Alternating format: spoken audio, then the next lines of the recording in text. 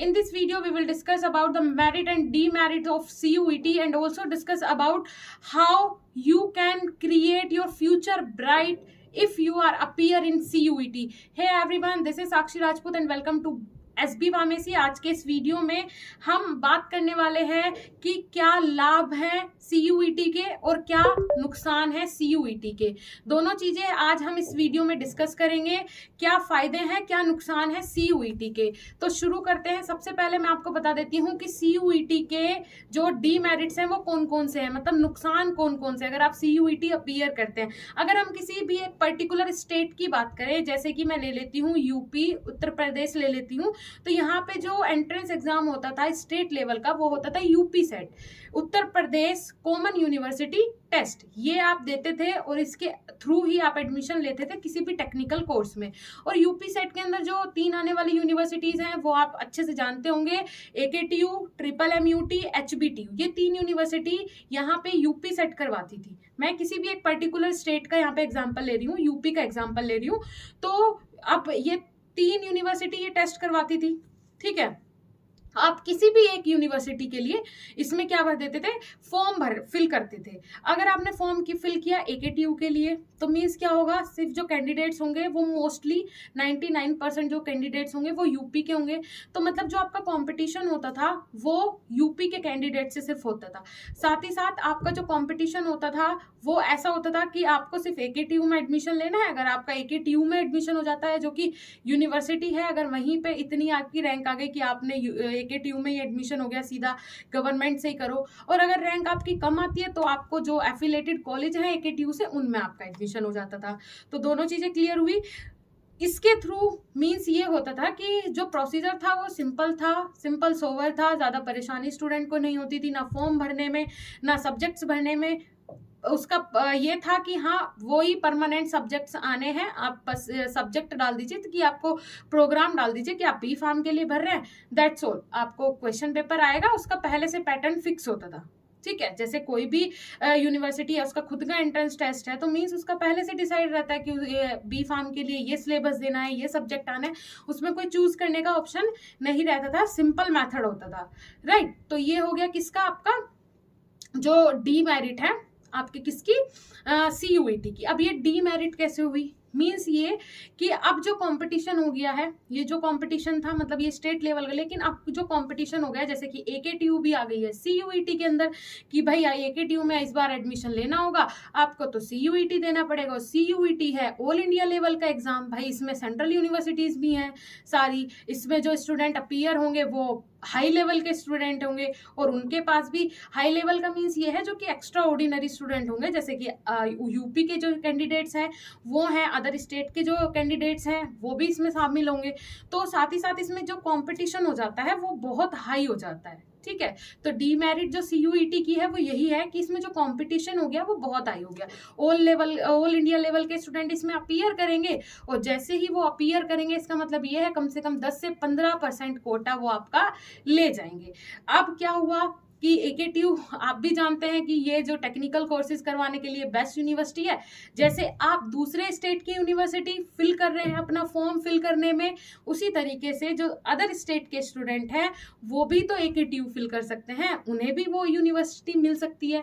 तो यहाँ पे हो गया है कंपटीशन बहुत हाई, ठीक है। तो ये एक डीमेरिट हो सकती है। इस बार आपको जो पढ़ना पड़ेगा वो थोड़ा हाई लेवल का पढ़ना पड़ेगा कि जितना आप नॉर्मल एंट्रेंस के लिए सोचा था कि हम इतना पढ़ लेंगे तो हो जाएगा क्लियर, अब आपको उससे कम से कम 10 से 15% ज़्यादा पढ़ना पड़ेगा अच्छी रैंक लाने के लिए, जिससे कि आपकी ड्रीम यूनिवर्सिटी आपको मिल सके।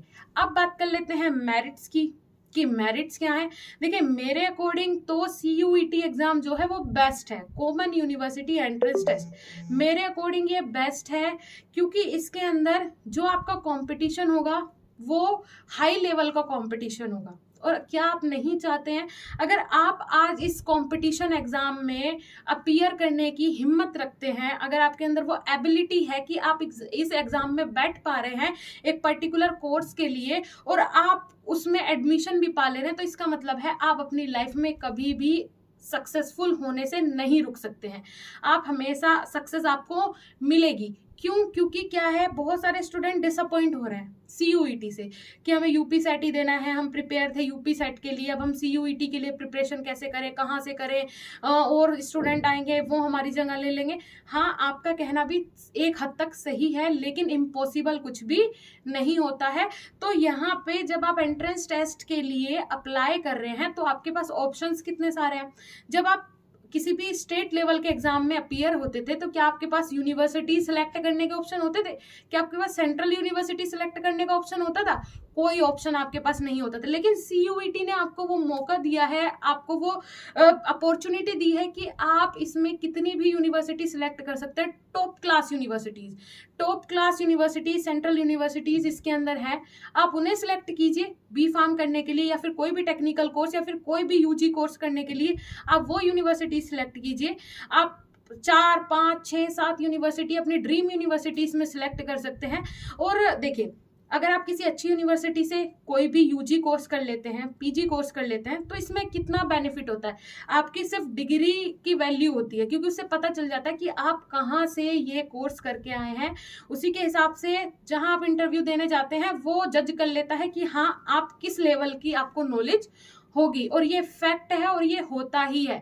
तो अगर आपको अपना लेवल इंक्रीज करना है, आपको अपना IQ लेवल इंक्रीज करना है, आपको अपनी speaking communication skills means build करनी है, तो उसके लिए आप CUET अपीयर कीजिए। क्योंकि देखिए, यहाँ पे कम्युनिकेशन स्किल से, इंग्लिश स्पीकिंग से क्या मेरा मतलब है, क्योंकि CUET आप अपीयर करेंगे और जो यूनिवर्सिटीज आप डाल रहे हैं, ऐसा तो नहीं है कि वो कहीं अच्छे अगर स्टेट में मिल जाती है, कोई अच्छी यूनिवर्सिटी, आपका नंबर उसमें आ जाता है, वहाँ जाएंगे, इतने सारे अच्छे स्टूडेंट से मिलेंगे, अच्छे टीचर्स से मिलेंगे, तो उससे आपका जो स्टैंडर्ड है वो ऑटोमेटिक क्या हो जाएगा, हाई हो जाएगा, और आगे आने वाले टाइम में आपको उसका बेनिफिट पता चल जाएगा। तो मेरे अकॉर्डिंग CUET एग्जाम जो है वो बेस्ट है। अगर मैं बात करूं, दोनों में कंपेयर करूं, मेरिट और डीमेरिट में, तो CUET जब तक नहीं होता था तो मतलब आपके पास यूनिवर्सिटी सिलेक्ट करने के ऑप्शन नहीं थे, आपके पास अपॉर्चुनिटीज जो थी वो लिमिटेड थी।